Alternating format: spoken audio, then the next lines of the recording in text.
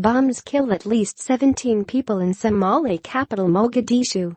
Mogadishu, Reuters. 2 car bombs killed at least 17 people in Somalia's capital Mogadishu on Saturday, police said, 2 weeks after a huge truck bomb killed hundreds of civilians in the city.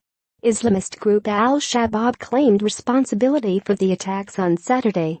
A suicide car bomb was rammed into a hotel, Nasahablod Two, about 600 meters from the presidential palace, and then armed militants stormed the building, police said.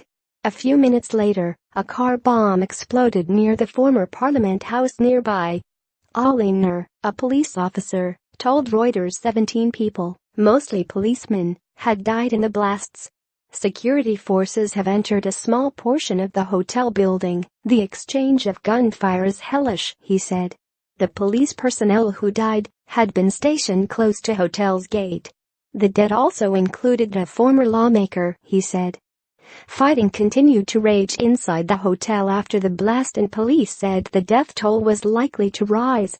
Abdikader Abdirahman, director of Amin Ambulances, told Reuters the emergency service had carried 17 people injured from the hotel bombing.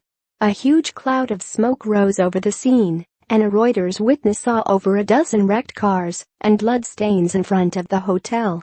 Sporadic gunfire could be heard.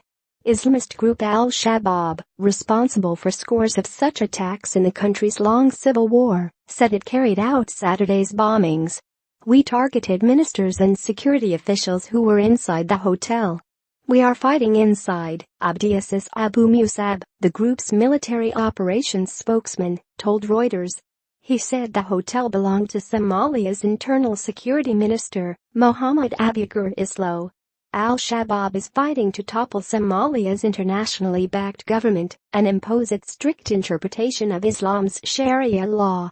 Bombs in Mogadishu 2 weeks ago killed at least 358 people, the worst such attacks in the country's history, igniting nationwide outrage.